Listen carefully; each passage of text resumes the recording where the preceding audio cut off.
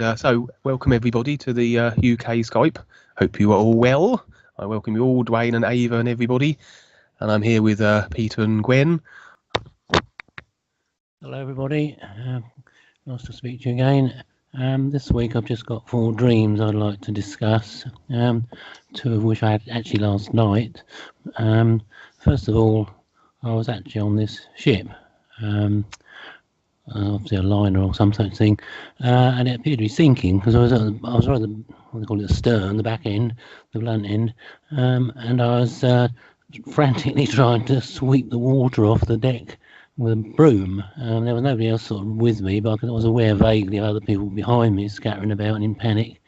And the water level is very rough, choppy, terrible stormy seas, which I suppose was contributing to the demise of the ship. And the level of the deck was level with the sea, basically, and it was coming sloshing over around my ankles, and I was frantically trying to sweep it off with a broom, which seemed rather absurd now, but I think the conclusion to the dream was that obviously the thing didn't sink because I was talking to someone about it afterwards and mentioning that fact that we seem to have survived it. So that's the first dream. If Dwayne would like to comment on it, please. Okay, first thing in the morning. So this is, whose ship is this again? Jonas, did you say?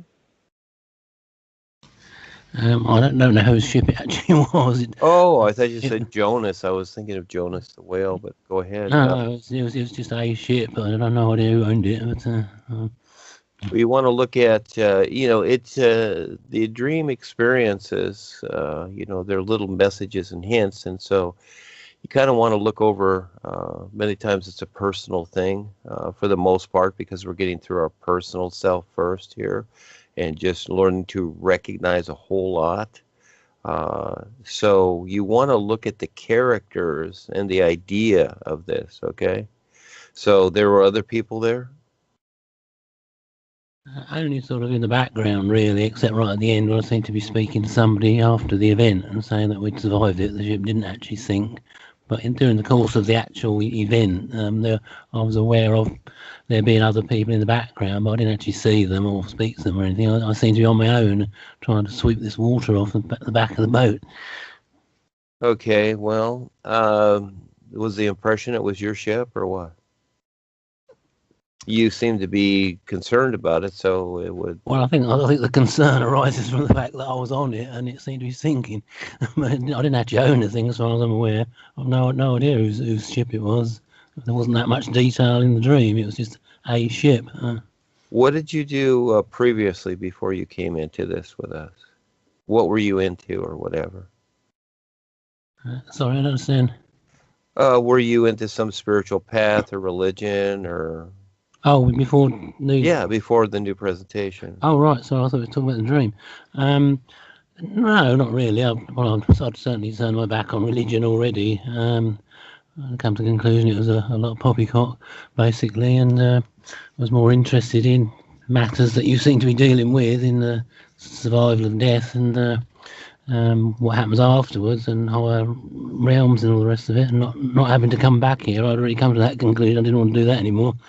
And I'd sort of, over a period of years, sort of, I suppose, got to the point where this obviously was the next step, and Kevin introduced it to me, and it seemed to slot into place like these things always do seem to do.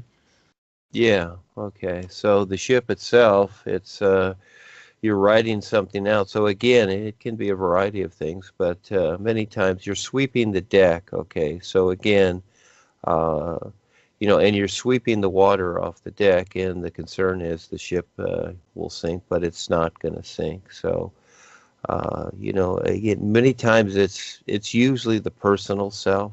There's many ways to go with this. So it's the ship is a vehicle, and you're traveling the seas with it. And so again, we're all traveling the sea of life, which is very real. And to make the journey, it takes a lot. So, there's kind of the idea, okay, there's kind of the idea with yourself, and you kind of look at it, all right, because this is your experience, and you put yourself there again. As you come back here, you put yourself there again in these experiences, and they're just little kind of flashes about what you're deciding every moment. This is why the dreams are like they are. You'll have these little experiences and they're gone, and there's another one, etc. So for certain moments you're considering certain things, then you shift your attention, etc. And it really gets to the real, you might say, nitty gritty of yourself. Now, there are basic interpretations, that can be life-changing or whatever, but again, you see within yourself the shifting of things. So as you're on your journey, the ship kind of goes up and down at times too. You're on this vehicle, you see. You're using different vehicles, and I know what you're saying. Sometimes it does sink, sometimes it doesn't. If it does sink, then you're swimming, and then all of a sudden you wake up. So, again, these are just part of the wake up. It's not that they have really big meanings all the time, but you're just getting little hints and ideas, because now you're going to experience everything. The boys are they're going to put you through like a test, like boot camp. Okay, they're going to give you a lot of concentrated experiences, where in the past you probably didn't notice them, or etc. Now you're going to go through these things, and which seem kind of odd, but what it should do is it should make you trigger your real awareness and start recognizing and start comparing things. So, that's a little bit of an idea about it. But, sometimes there is a profound meaning, but most of the time we're just going through little situations, like in boot camp. You're running up and down the hills, or you're crawling under machine gun fire for 5 minutes, etc. So this is a little episode in your life. Yeah, go ahead. Yeah, right, okay. My next dream, also last night, concerned a strange situation. I seemed to be in a supermarket, or at least coming out of a supermarket, although there was no wall or anything. It seemed to be almost in the open air for some reason. It seemed a bit odd. And I was getting towards the checkouts, although they weren't invisible. This is the crazy part about it. Everything seemed to be invisible in this place. And then some woman, obviously a girl who worked at the place, came up to me and said, "Do you want to go with Kingsley?" Well, Kingsley is the name of my landlord of my office, who died, passed on last July, in fact. And she said, "Do you want to be with Kingsley?" Apparently it was at the end of the row of invisible checkouts, and I said, "Well, no, I've got my own stuff, and I'll go to the one next to him." And that was the end of the dream. But yeah, fun. So again, the supermarket had an open roof to it, and you're basically, everybody's invisible. You're in another dimension, okay? And so the reference is your checkout friend, or somebody you knew at the store that passed on. well, the person who spoke to me obviously was an official at the store, a woman on the floor. But she's referring to somebody I knew who was, as I say, our office landlord, who passed on a few months ago. Well, again, there's the reference. He passed on. So did you, again, look at the references. Again, you're having experiences, and you're making choices. And you said, no, I've got my own things, etc. But again, basically everything's invisible too. Yeah, this is the strange part about it. I mean, there were no visible checkouts or girls at the checkouts. It was just empty open space, and yet this woman was sort of indicating a certain place to go to, as if there were things there. So, well, there were, but see, you're running off with your literal mind. You see, there were. So look at the dream compared to here. There were things there. Okay, and I would say you knew they were there, but they were invisible, right? Yeah. Yeah, see, exactly. You knew it. So, see, that's a part of your real awareness, you see. So, again, when you come back here, you see, your literal mind takes over. So little by little, you're having experiences. It's not so much the meaning of the experience. It's you. See, everything in creation is to give us hints and to, you might say, ignite us or wake us up to recognizing our real awareness. So when you come back here, see, the first thing you say, most people say this, oh, I had this weird dream. I had this strange dream. Actually, yes, I get that idea, but at the same time, as you look at it, you see that, there is something there because, see, you see that things were invisible, but you still knew it was there. So what is it that knew it was there, you see? It wasn't your literal mind here, was it? So again, now that you have the knowledge with what you're experiencing, now only you can decide to recognize that part of you that recognizes the experience and what's taking place. Do you see? So you Yeah. don't use your literal mind. It's not about figuring things out. You figure things out here. You're going to do a math, or you're going to drive down the road or whatever, and you figure how many miles you're going to drive. Okay, that's figuring things out. But this is where you start to recognize what else there is in life, and you start to recognize your real awareness that sees this, but the personal self can't see it.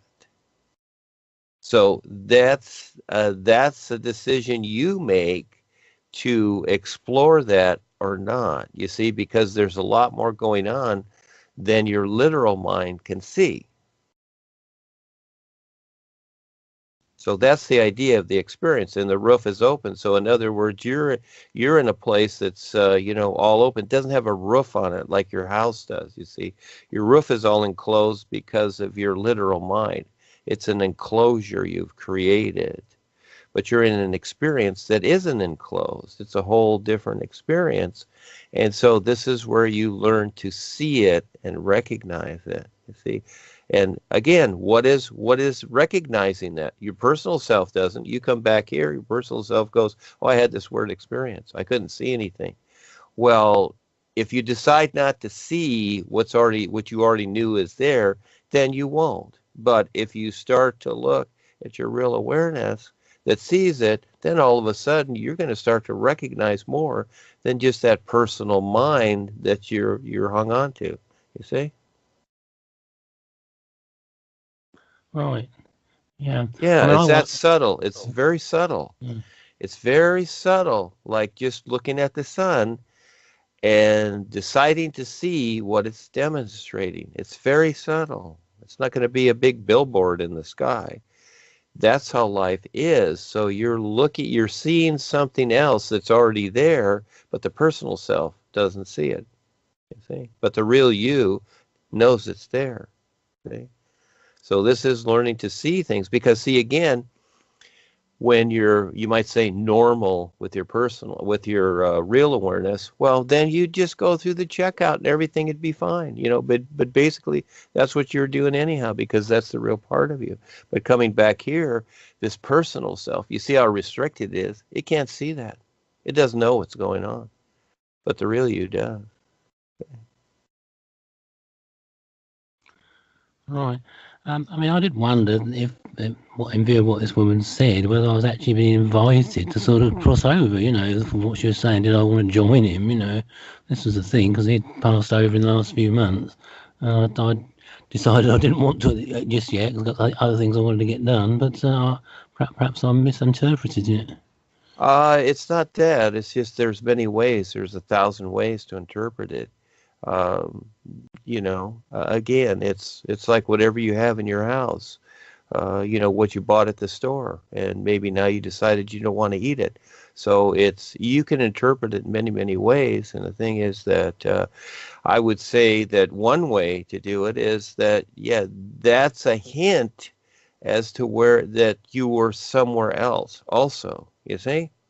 That was because it's about your real awareness. And yeah, it could also be like, oh, you want to come over here? Is it time to go or whatever? But you look at yourself and decide, is that idea there? Okay, so, but again, the lady could be the influence also, to recognize her It could be a number of things. So this is where in your experience you start recognizing it. But I see that part of it, and he's a hint that you're somewhere else. And are you recognizing that while you're there, that you're somewhere else, you see? Right, okay. Well, moving on then. Next dream actually is one I had a long while ago. It's not a recent one, but it suddenly came into mind for some reason the other day, so I guess maybe that's relevant, so I'd mention it. Very quick one, actually. I dreamt I was in America, actually. I think it was Chicago. This is quite a few years ago I dreamt this, and I would say it's of relevance to mention. I'm sure it was longer ago than 9/11. Because what happened was I was in, I believe, Chicago, walking down the street past a really tall skyscraper. I think it was the Sears Tower, the tallest one, or I think it's got a new name now, but it used to be called the Sears Tower.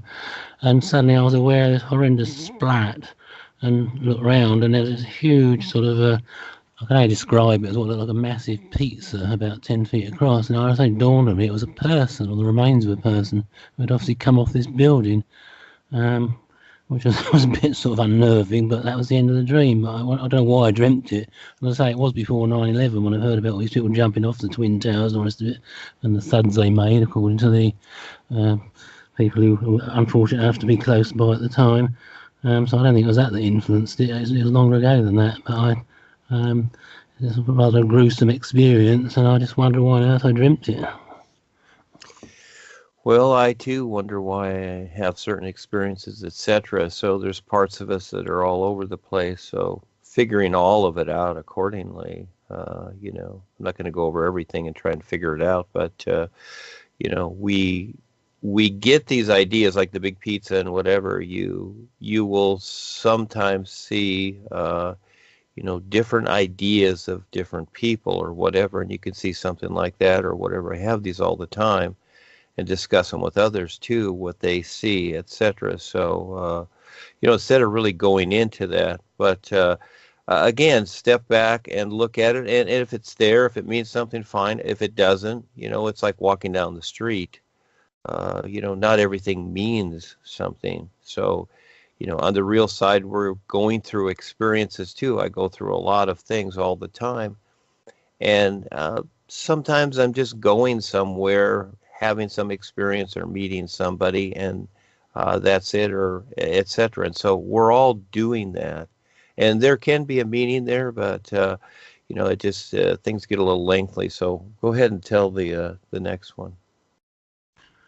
Okay, well, the last one is actually not a dream I had. It was a dream somebody told me about recently. They had and asked me what I thought of it, if you don't mind me asking about it. It's a very short dream, again, although it's not one of my own ones.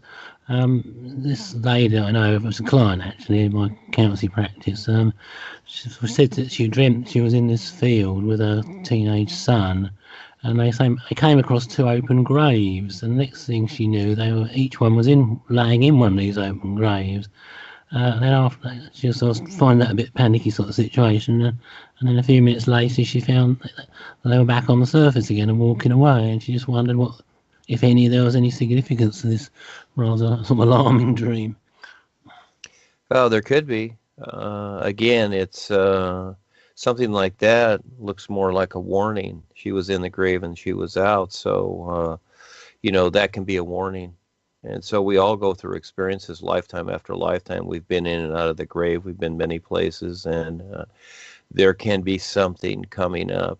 I remember Paul used to do readings, and he would do, write out these ideas for people when he first started. And I remember one lady he talked about that she had karma with vehicles and stuff like that, and he told her, don't ride the bus or get in a car for a month or whatever, etc. That's one idea. But I see that experiences like this are kind of a warning. In other words, yeah, it's in a way it's good that many times people react, because your nervous system and the reactions you have with it are like an alarm. It's like, hey, pay attention here. Something's going on. So again, your real awareness gets trapped in these ideas. And so as we go through these lifetimes, we get these things, but for the most part, we don't pay attention. But as we do, so it's not necessarily that they're going to be 6 feet under, but it could be a warning about something in a particular way. So again, you have to look at that person's life and lifestyle and what they're thinking, and you have to also look at their karmic pattern, what can be possibly coming up. But again, we're getting warnings. Even when we've created something, we're shown certain things, that are possible. So I would say that's a warning, and a heads up. Again, like you were saying, she, it was a little bit of panic situation or whatever. So yeah, that's a warning. Yeah, it rather looks like it, doesn't it? Yeah. Well, it's very simple. Yeah. But what happens in the real side is that, or the dream or whatever, is that it exaggerates it so that you pay attention, you see. So again, you could be eating an ice cream cone on the real side as an example. But let's say the ice cream is bad for you because it contains, GMO milk and bad sugar and whatever. So all of a sudden, as you're eating the ice cream cone, it turns to, it turns different colors and bugs start coming out of it or whatever. See, it exaggerates itself so that you pay attention. Otherwise, you don't. You just keep eating the ice cream cone and that's it. You're just, you might say, unconscious to the fact of what you're ingesting. But if it changes colors and whatever, or lights flash, or bugs come out and it gets really icky, and then you throw it down, it's like, ugh, and then you wake up, it's like, well, what was that? You see, again, it's kind of a warning thing where it's a little exaggerated. You see, and this is what the real side does many times to get your attention. So yeah, go ahead. Really, I mean, I don't see that often, obviously, but if next time I speak to her, I should perhaps say she'll look carefully at her lifestyle, I suppose. There's some warning there that something she needs to perhaps change in her life. Well, this is where the love-hate relationship comes in, and as you let people know, all of a sudden, many times they don't want to know. And so they really don't, or they'll just say, oh, the heck with it, that's nonsense or whatever. And that's fine. This is where, when you do these things, it becomes a little touchy too, with all of us, because there are personal things or situations, or, we want decisions to happen in our lives, but at the same time, we're given warnings, but we want to go forward anyhow. And hey, I went through that many times of taking the risk and things happened, or I made it or whatever, but this is just how it is. But it's just showing something. So yeah, that becomes a little touchy too when you get involved with others. So this is why psychiatrists and that charge a lot of money. So no matter what they say, people kind of go along with it and just don't always hate their doctor, but when you're giving free advice, sometimes it sometimes becomes a little funny. So that's well, you'll find out. You'll find out, Peter. Yeah, I know what you're saying. Okay, well, thanks very much for that.